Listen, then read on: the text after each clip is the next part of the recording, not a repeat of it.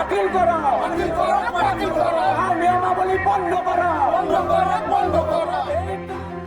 तामुलपुर जिल्ला आसाम फरायसा आफादनि बानजायनायाव खानि हेंथायै बाइक रेलि हाबाफारि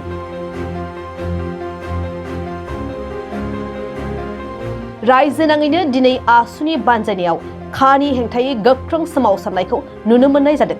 बेबायदिनो तामुलपुर जिल्ला आसुनि बानजायनायाव मोन 30 माहारियारि आफादफोरनि हेफाजाबजों खानि हेंथायै मोनसे बाइक रेलि खुंनाय जायो।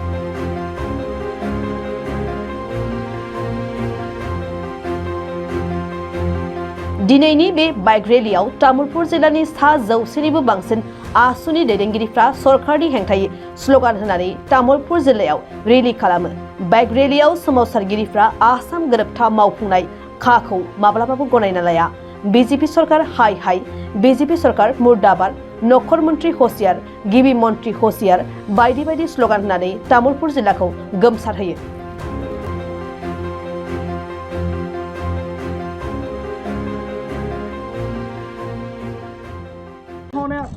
এয়া অসমীয়া জাতীয় জীৱনৰ প্ৰতি নৰেন্দ্ৰ মোদী নেতৃত্বাধীন বিজেপি চৰকাৰখনৰ এক চূড়ান্ত বহুৱালি।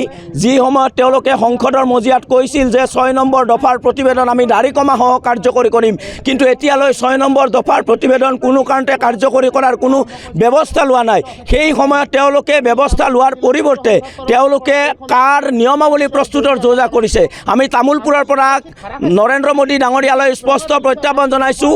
এই আইন অসমৰ ৰাইজে মনা নাই আৰু এই আইন অসমৰ ৰাইজে নামানে।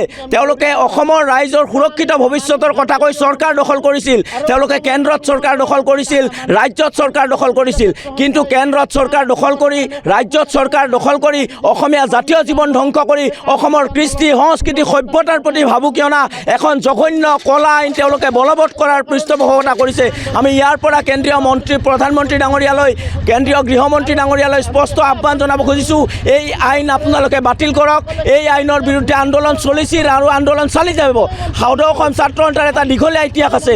সদৌ অসম ছাত্ৰ সন্থাই অহিংস পন্থাৰে গণতান্ত্ৰিকভাৱে যেতিয়াই অসমৰ ৰাইজৰ দুৰ্যোগ আহে, যেতিয়াই অসমৰ ৰাইজে বিপদত পৰে, তেতিয়াই সদৌ অসম ছাত্ৰ সন্থাই আন্দোলন কৰিছে।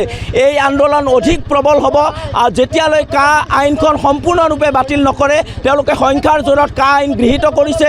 এতিয়া তেওঁলোকে কা আইনৰ বিধি প্ৰস্তুত কৰাৰ ব্যৱস্থা কৰিছে। গতিকে আমি কেন্দ্ৰীয় প্ৰধানমন্ত্ৰী ডাঙৰীয়াক, কেন্দ্ৰীয় গৃহমন্ত্ৰী ডাঙৰীয়াক আমি সকীয়াই দিব খুজিছোঁ, এই আইন আপোনালোকে বলবৎ নকৰিব। এই আইন বলবৎ কৰিলে অসমত আকৌ আন্দোলন হ'ব, জংগী আন্দোলন হ'ব, দৃঢ় আন্দোলন হ'ব।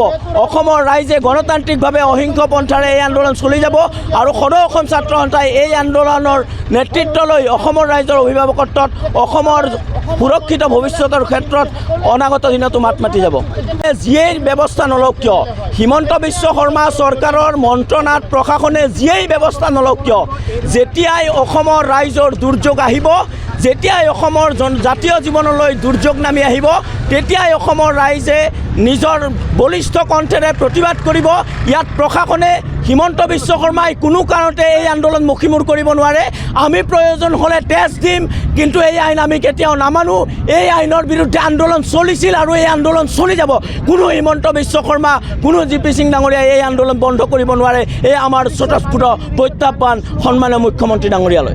ছাত্ৰ সন্থা, সদৌ অসম ছাত্ৰ সন্থাৰ আহ্বান মৰ্মে এই যি অসমীয়া জাতি বিৰোধী এখন আইন অসম চৰকাৰ, ভাৰত চৰকাৰে জাপি দিব বিচাৰে অসম আৰু উত্তৰ পূৰ্বাঞ্চলত, এই কা আমি কেতিয়াও মনা নাই আৰু নামানো। অসমৰ মানুহে অসম আৰু উত্তৰ পূৰ্বাঞ্চলত কা প্ৰযোজ্য কৰিবলৈ দিয়া নহ'ব। তামোলপুৰ জিলা ছাত্ৰ সন্থাৰ উদ্যোগত যি আজি কা আন্দোলন, ইয়াত সৰ্বত্ৰে প্ৰতিক্ৰিয়া হৈছে। সকলো আহিছে, শান্তিপূৰ্ণ গণতান্ত্ৰিক প্ৰতিবাদ হ'ব, চৰকাৰৰ বিৰুদ্ধে এই প্ৰতিবাদ হ'ব। আৰু এইখন চৰকাৰক, এই মুখ্যমন্ত্ৰীক আমি ধিক্কাৰ দিছোঁ। ভয়টোৰ মুখ্যমন্ত্ৰী, গণতান্ত্ৰিক আন্দোলনক তেখেতসকলে ভয় কৰে। তেখেতসকল খিলঞ্জীয়া ল'ৰা ছোৱালীৰ, খিলঞ্জীয়া ভূমিপুত্ৰৰ মন্ত্ৰী MLA হৈ আজি তেখেতসকলে অসমীয়াৰ বৰ ঘৰত বাংলাদেশী বিদেশী সোমাব। তেখেতসকলে নিজৰ গাদীৰ স্বাৰ্থত নৰেন্দ্ৰ মোদী আৰু অমিত শ্বাহৰ ওচৰত শৰণাপন্ন হৈ আছে, কিন্তু তেখেতসকলে কৈ দিব পৰা নাই আমাক উন্নয়ন লাগে, কিন্তু কা নালাগে বুলি অসম উত্তৰ পূৰ্বাঞ্চলত অসমৰ খিলঞ্জীয়া মন্ত্ৰী MLA সকলে কৈ দিব লাগে। শাসক বিৰোধী সকলোৱে একেষাৰে কৈ দিব লাগে, কা মানা নাই, আমি নামানো। আৰু এই প্ৰতিবাদ তীব্ৰতৰ হ'ব, শান্তিপূৰ্ণ গণতান্ত্ৰিক হ'ব। অনাগত দিনত আৰু প্ৰতিবাদ কৰি যাম আমি ছাত্ৰ সন্থাই।